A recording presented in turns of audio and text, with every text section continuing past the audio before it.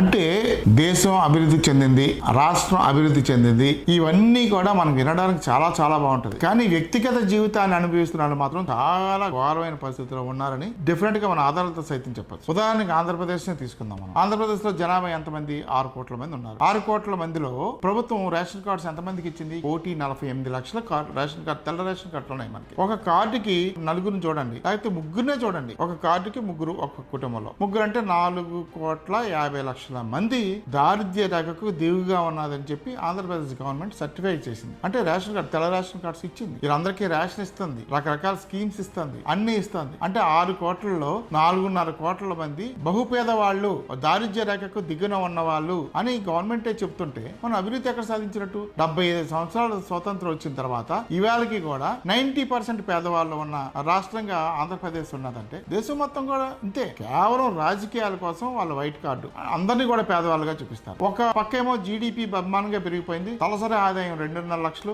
అయిపోయిందని చెప్తారు. 2.5 లక్షలు అయిపోతే మరి ఈ పేదవాడి కింద ఎందుకుంటాడు లెక్కల్లో? ఈ పేదవాడు ఎలా వచ్చాడు? ఇవాళ ఆంధ్రప్రదేశ్ లో ప్రభుత్వం చెప్తున్న లెక్కల ప్రకారంగా 4.5 కోట్ల నుంచి 5 కోట్ల మంది పేదరికంలో ఉన్నారు. దీన్ని మనం ఎలా లెక్క తీస్తాం? ప్రజలు ఏంటంటే ప్రజలు చెప్పింది వినడానికి ఆనందంగా అనిపిస్తుంది తప్ప వాస్తవాల ప్రాక్టీస్ లోకి వెళ్తే మనకి ఈ పచ్చి నిజాలు ఇవన్నీ కూడా. ఎట్టి పరిస్థితుల్లోనూ కూడా దేశం అభివృద్ధి చెందట్లేదు. చాలా పేదరికం ఉంది. పేదవాడు మరింత పేదవాడు అయిపోతున్నాడు, ధనవంతుడు మరింత ధనవంతుడు అవుతున్నాడు. కేవలం కొన్ని వర్గాలని ప్రోత్సహించడం కోసమే అదాని, అంబానీ లాంటి వాళ్ళే ఈ దేశంలో గొప్ప ధనవంతులుగా 10 మంది 20 మంది ఉంటారు. మిగతా వాళ్ళందరూ కూడా పేదవాళ్ళే. దేశం అభివృద్ధి చెందిందంటే ఎవరూ ఒప్పుకునే పరిస్థితి లేదు.